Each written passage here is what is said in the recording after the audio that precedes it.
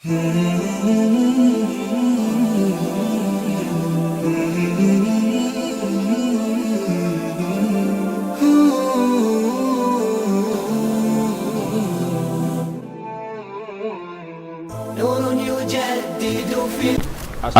wassalam ala asyrafil salin wa ala alihi wa ashabihi ajma'in, amma ba'd. Assalamualaikum warahmatullahi wabarakatuh. Mga kapatid sa Islam, nandito naman po tayo para magbigay ng Islamikong pagpapayo patungkol ito sa Surah Ad-Dukhan. Opo mga kapatid, ang Surah Ad-Dukhan ay napabilang po sa Makkiyah.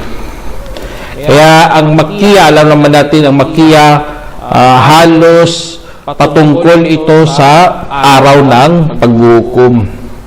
Doon binabanggit ng Allah subhanahu wa ta'ala ang kanyang mga panakot sa araw ng paghukom.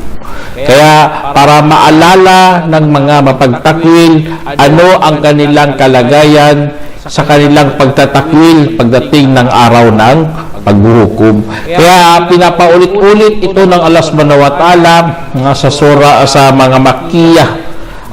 Kaya isa sa mga Makkiyah ay ang Surah Ad-Dukhan. Ibig sabihin Dukhan ay ang usok. Kaya sabi ng Allah subhanahu wa ta'ala sa banal na Quran, A'udhu billahi minasyaitanir rajim, Bismillahirrahmanirrahim, Hamim.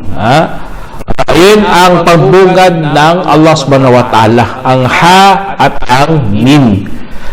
Ibig sabihin na ito ay mga litra ng Arabo, wika sa wikang Arabo, na kung saan na nasa dila nyo pa na po yan, mga Quraysh. Na ang Quran, hindi ito banyaga, bagkus nauunawaan ninyo mismo. Kayo mismo ang saksi, buhay na saksi, na ang Quran ay salita yan na nasa wikang Arabo na dapat ninyong maunawaan. Kaya kapag marinig ng mga ganitong mga pambugad, mga kapatid, nagkakaroon tayo ng tinatawag na idea na ito po ay kailangan natin unawain. Kasi ay sa wikang Arabo to eh. Kaya Allah subhanahu wa ta'ala kadugtong dito sabi niya, wal kitabil mubin. Dito, wal kitabul mubin, nanumpa ang Allah subhanahu wa ta'ala. Ang kanyang panumpa bilang tagapaglikha ay walang problema kasi hindi siya pasok sa mga nilikha. Kasi sa Islam, bawal na bawal tayo manumpa sa mga bagay-bagay. Maliban na lang kung ipanunumpa natin kay Allah subhanahu wa ta'ala. Pero dito sa sa surah na ito mga kapatid, nanunumpa si Allah subhanahu wa ta'ala sa malinaw na kasulatan. Ito po ang malinaw na kasulatan, nagpapahiwatig na itong Quran ay ginamit ng Allah subhanahu wa ta'ala sa panunumpa. Kapag may mga bagay kung saan gagamitin ng Allah sa panunumpa niya, na nagkakaroon po ng tinatawag na mayroon siyang halaga. Kaya napakamahalaga ang aklat, ang Quran mga kapatid.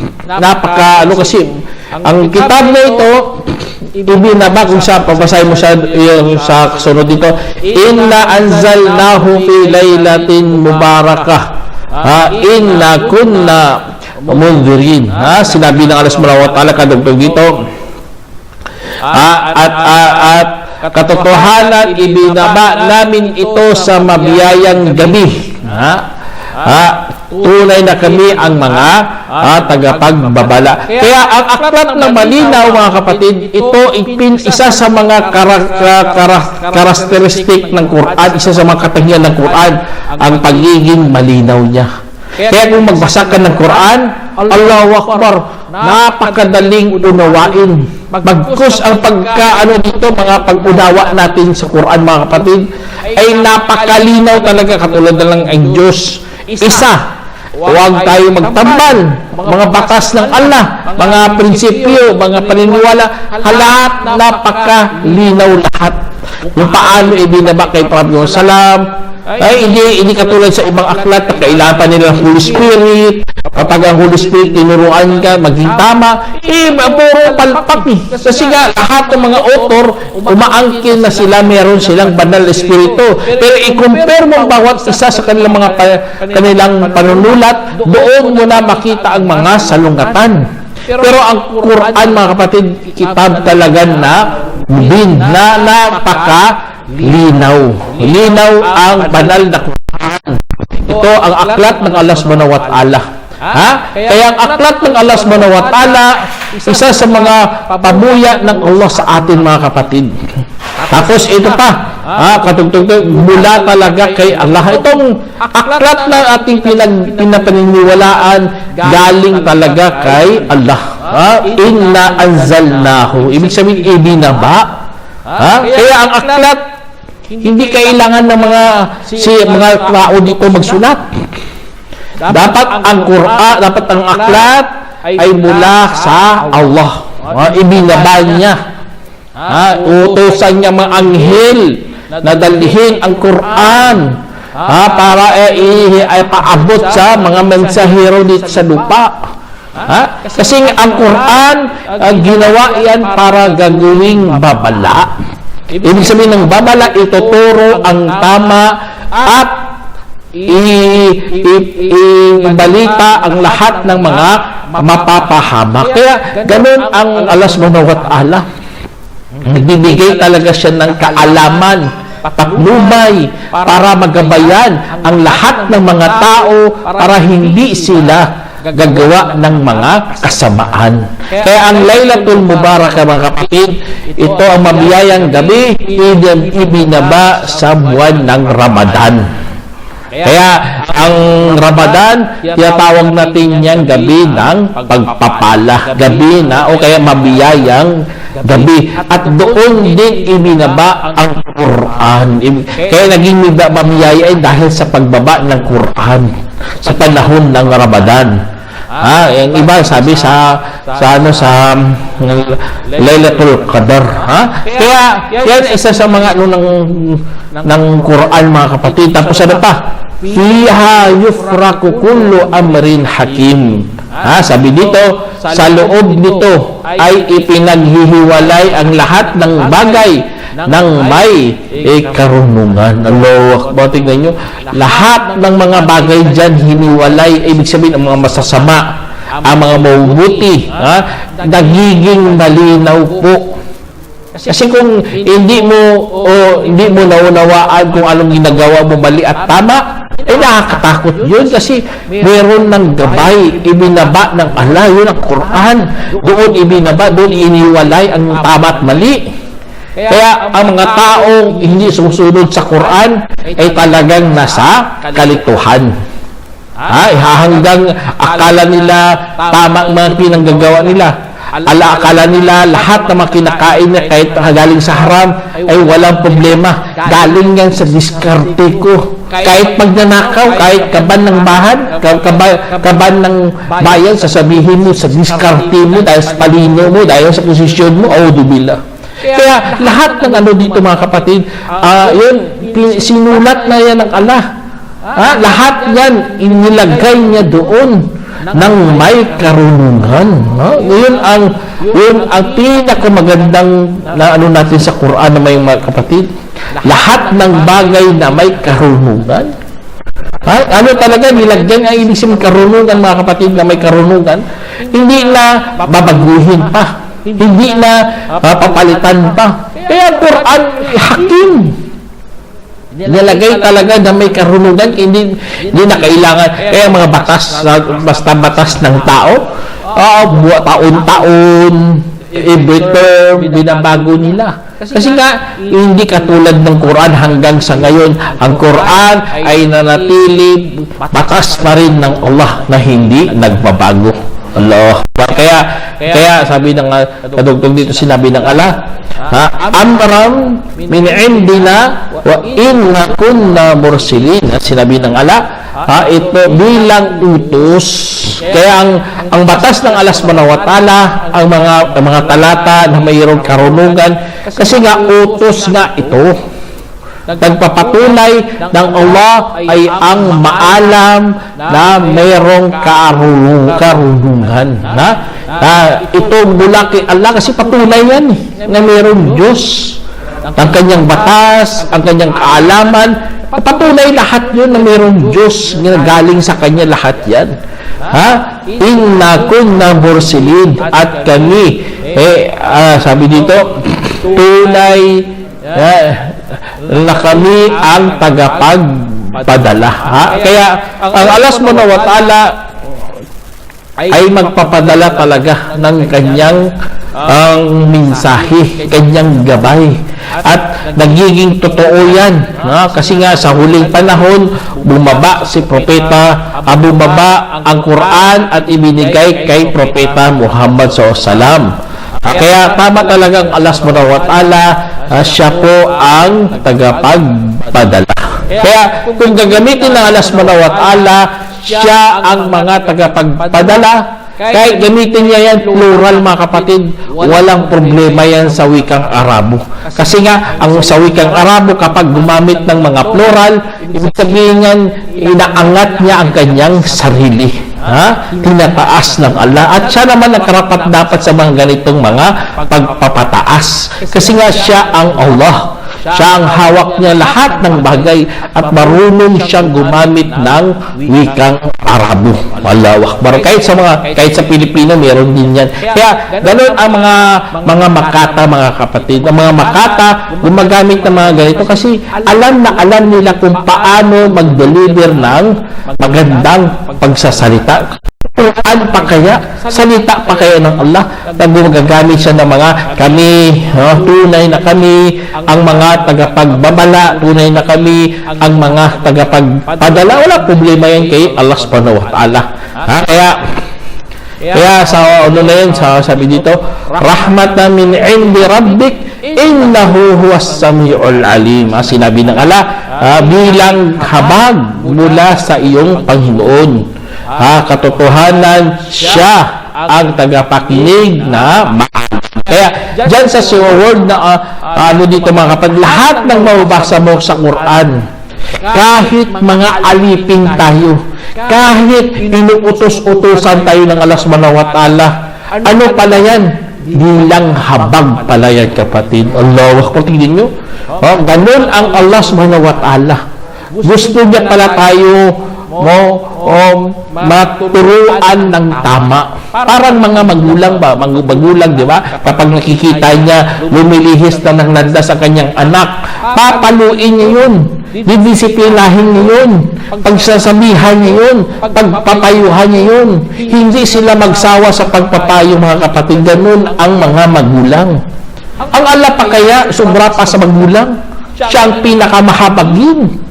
Kahit ang mga katuruan niya, kahit mabigat pa rin sa atin yan, habag yan ng Allah sa atin. Ayaw niya talaga tayo na malinlang ng mga satanas. O kaya mapupuno tayo ng kasakiman sa ating mga sarili. Kasi ang habag ng Allah subhanahu wa ta'ala sa pagsunod, pagpapalima. Ano pa dyan mga bagay na kalugod-lugod kay Allah subhanahu wa ta'ala, kasi iyon ang gusto ng Allah. Habag niya, rahmah. Ipagkakaloob niya sa mga mananampalataya. Kaya ito mga batas ng Allah pala dito, habag pala yan ng Allah. At ang mga habag ng Allah subhanahu wa ta'ala, napakalawak, mga kapatid. Kaya iisa rito ang pagsunod sa kanyang kautusan. Kasi nga siya ang Allah subhanahu wa ta'ala ang nakakarinig. Siya rin ang maalam. Makikita niya, tagapakinig kasi Allah, marinig niya lahat. Mga daing mo, kasiyahan mo, naririnig yan ng Allah subhanahu wa ta'ala. Tapos siya po ang maalam. Tingnan nyo, maalam pa. Kaya binibigyan na po tayo ng solusyon sa lahat nating mga suliranin.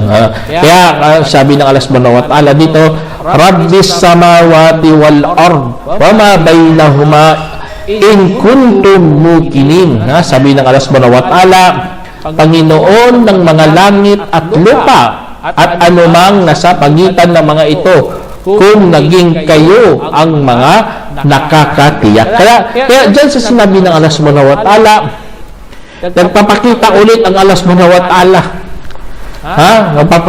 Nagpakilala siya na siya po ang Panginoon ng mga kalangitan at kalupaan.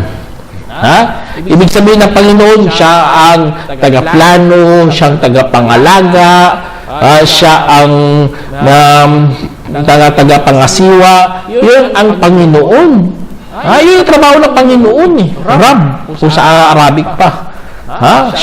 Kasi kung ikaw naging landlord dyan, sa isang building, ikaw ang nangangasiwa dyan. Ikaw ang nagpaplano dyan.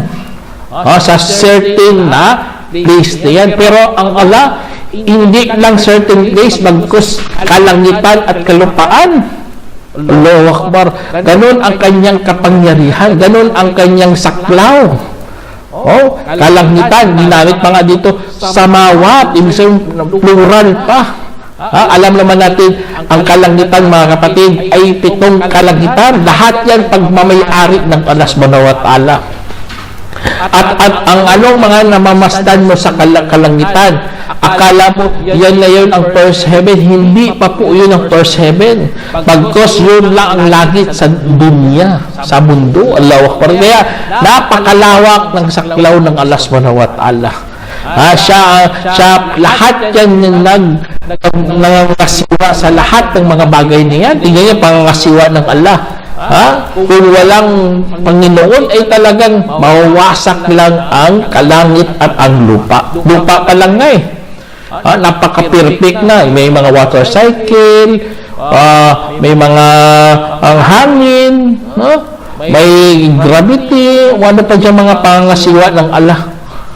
Ganun na ganun ang Allah subhanahu wa ta'ala. Sa kanya lahat po.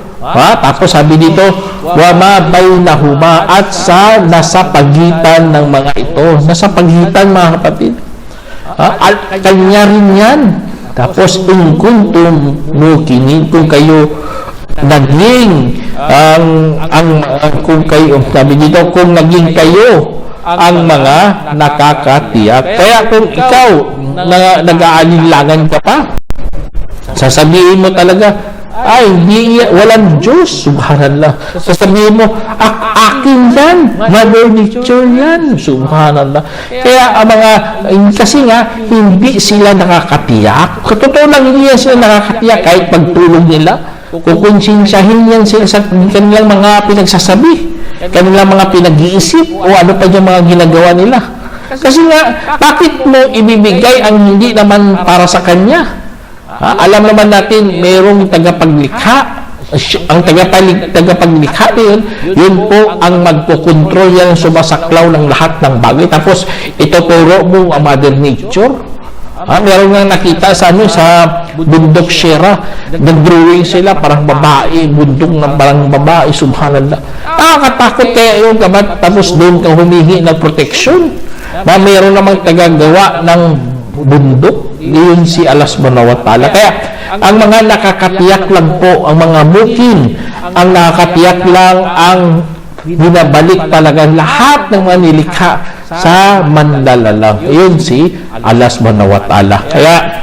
Kaya masasabi mo talaga, katulad dito sa sinabi ng Allah sa kasunod, sabi niya, La ilaha illahu yuhyi wa yumit, Rabbukum wa Rabbu aba'ukumul awwalin. Sinabi ng Allah subhanahu wa ta'ala, walang Diyos kundi Siya ang bumubuhay, ang pumapatay, ang inyong Panginoon, ang Panginoon ng inyong mga naunang ninuno. Allah.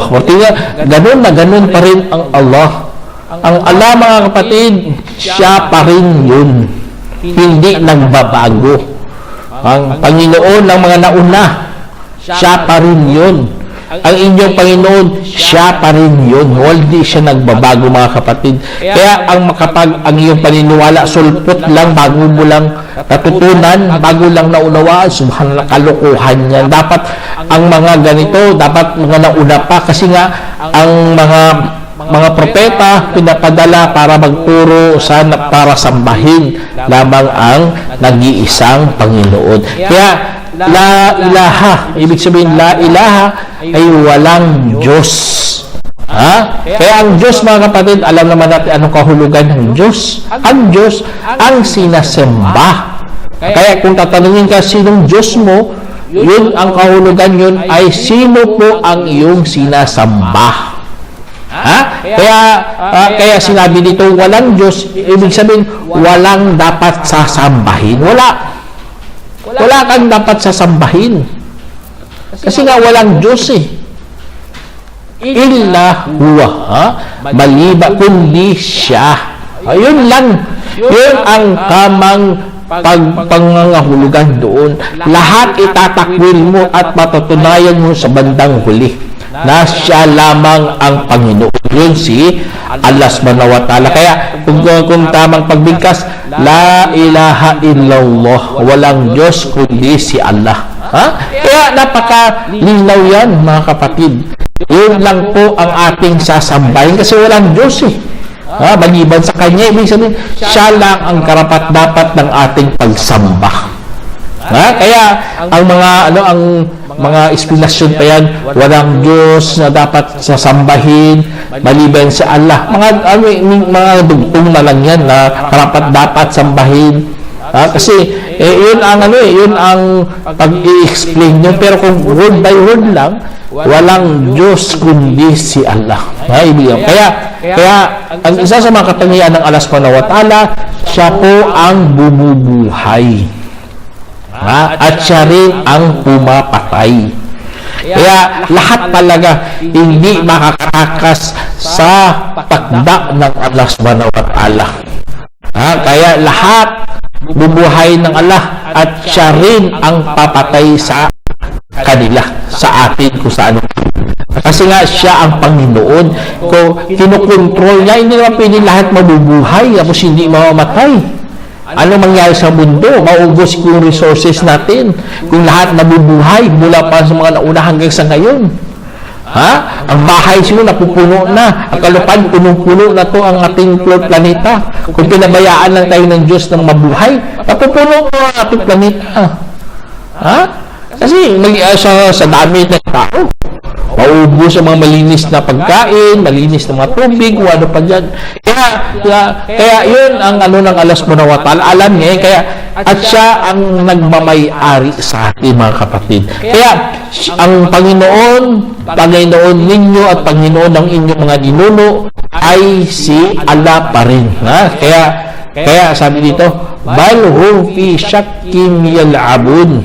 Sabi dito, kadugtong sa sinabi ng Allah, bagkus sila ay nasa pagdududa habang naglalaro. Subhanallah, tingnan nyo, anong ginagawa lang nila?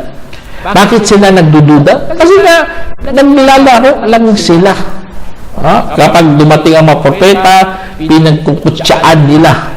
Dumating ang propeta, sila laro-laro lang talaga lahat. Akala nila ganun lang ang buhay. Akala nila ganun lang ang patas ng Diyos. Akala nila walang kaligtasan. Sasabihin pa ang paraiso dito yan sa mundo. Billah. O sasabihin nila, wala problema, mag-ano lang kami, ma-reincarnate lang kami ulit. O kaya mayroon pang second life, third life, or lahat-lahat na lang, ganun pag mga pinagsasabi mo. Subhanallah, ikaw po ay nasa kalituhan. Nasa kalituhan ka, pagdududa, ano pa dyan. Kaya, dahil sa iyong mga masasamang pinanggagawa. Kasi nga, bakit kayo yan, abon, ibig sabihin, naglalaro ka. Dapat maging seryoso ka. Sa mga ganito, mga bagay na ito sa Islam, basta religion pinag-uusapan, dapat seryoso ka, hindi naglalaro. Iba kasi ganun mag-isip, para mga batang pag-iisip. Kahit pinagbawalan na, huwag sambahin si Jesus. Hindi nila, hindi yan. Sasabay ako sa karamihan kasi mas masaya dito. May mag-Christmas kami, saya. Kakain, sama-sama. Gagawa ka pa ng lalaro pa kayo. Ano pa dyan mga pinanggagawa nyo, happy-happy lang. Kahit ikakagalitan ng Diyos, happy-happy pa rin. Yeah? Kaya delikado talaga na hindi ka maging seryoso minsan sa religion. Naglaro-laro ka. Ang iba kasi iniisip nila, patay na lang tayo. Patayin na lang natin oras para bumalis ang oras. Subhanallah, hindi wag natin gawin niya. Kasi nga, kadugtong dito sabi ng Allah, Fartaqib yawma ta'tis sama'u bidukhanin mubin. Sabi dito, kaya't bantayan mo ang araw na kung saan ang kalangitan ay magsidatingan, kalangitan ay merong magsidatingan na ulap na malinaw, na merong malinaw na usok. Tingnan nyo, merong magsidatingan mga kapatid na ulap, na merong malinaw na usok. Anong malinaw na usok yun? Nakakatakot yun. Langit, tapos mayroong napakalaking usok.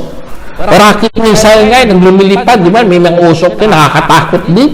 Pero sa panahon na ito, malapit ng araw ng paghukom, makikita mo ang ganitong pangyayari. Ang ulap, mga kapatid, blue na blue. Hindi naman clouds, pero usok talaga yung pagsidatingan na malinaw na usok. Tapos ano pa dito? Yagshan nasa hada adabun alim. At tumatakip sa mga tao. Ito ang mahapding kaparusahan. Tingnan nyo mga kapatid. Tatakpan mga tao ng usok. Hindi normal, parang sobra pa sa fans papasok sa katawan mo, tatakpan ka, hindi mo na makikita. Kahit sa loob ka ng bahay, tatakpan ka ng usok. Anong klaseng usok to? Nakita ko dito sa banal na Quran. Kaya dapat talagang bantayan mo yan. Huwag tayo maglaro-laro sa religion. Kasi kapag dumating to, nakakatakot to parang nung nasa Bagyo ako, may mga frogs, tapos pasok sa ilong mo, lalabas bunganga mo. Ito, tatakpan ang katawan mo. Papasok sa mata mo, papasok sa tenga mo, papasok lahat ng mga papasukan ng usok na ito. Kasi nga, parusa ng Allah subhanahu wa ta'ala. Mahapding kaparusahan pa nga dito pagkasabi, hadabun alim, napakasakit po. Anong klase usok to? Kasi masakit. Kaya sasabihin nila dito, sabi ng kadugtong ng Allah, Rabbana kshif 'anna al-'adhaba inna mu'minin. Sabi dito, o ang Panginoon, alisin mo po hinggil sa amin ang parusa. Tunay na kami ay mga mananampalataya. Kaya sasabihin dito, O Panginoon, alisin mo po hinggil sa amin ang parusa. Tunay na kami ay mga mananampalataya. Kaya may mga magsasabi pa rin, mga mananampalataya, mga kapatid, na magdudua pa rin kay Allah subhanahu wa ta'ala na sana alisin mo po ang parusa na ito. Kaya lahat talaga madadamay, mga kapatid. Hindi lang mga mapagtakwil, pati mga Muslim madadamay sa ganitong parusa at magdudua na lang. Ito isa sa mga pinakamagandang turo ng Islam sa atin. Kapag mayroong mga problema, mayroong mga pasakit, mayroong may mga talamhati, ipagdua natin kay Allah. Tawagin mo talaga ang Allah, ang ating Rab, ang ating Panginoon. Kasi ang pagtawag natin ang Rab, Rabbana, mga nagpapakita talaga na tayo'y mga hamak lamang na mga alipin. Kaya tawag mo ang Lord. Kaya nakakatawa talagang mga Christian sabihin nila Son of God sila, pero tawag niya sa Diyos Lord pa rin, Lord. Kaya sabihin ng alipin tayo lahat. Hindi lang nila aaminin yan. Pero tayo, alhamdulillah, ano talaga, inaamin talaga natin sa ating sarili na tayo mga ibad, mga alipin. Inaamin natin yan. At tinatawag natin ang Diyos, Rabbana, ibig na aming Panginoon. Kasi nga, ganun ang ating katuruan. Ipakita mo na ang Allah mas mataas sa iyo. Ikaw mas mababa. Tawagin mo siya na iligtas tayo sa kaparusahan, iligtas tayo sa problema, iligtas tayo sa mga trahedya o ano pa dyan mga bagay. Kaya tulad ng ginawa dito ng mga tao dito, mga kapatid, kasi innakum na mu'minin na tunay na kami ay mga mananampalataya. Kaya napakalaking importansya talaga bakit tayo naging mananampalataya para matawag natin ating Panginoon. Kasi ito ang ating natin sa Islam, mga kapatid. Ang turo sa atin, tawagin ang Allah na nag-isa. Huwag kang tumawag sa mga rebulto. Meron nga time na sa aeroplano, yumanig ang aeroplano. Subhanallah, narinig ko talaga sa mismo sa tenga ko. Tinawag yan, lahat ng mga Diyos sa langit, tulungan mo kami, subhanallah. Anong klaseng pagnanalita yun? Anong klaseng paganismo yun? Tayo, alhamdulillah, hindi tayo katulad ng ganito. Tawagin natin si Allah. Tawagin natin ating Panginoon. Sana meron kayong napulot ng aral, mga kapatid. Hanggang dito na lang. Assalamualaikum warahmatullahi wabarakatuh. جمعية الدعوة نور، الدعوة للجميع.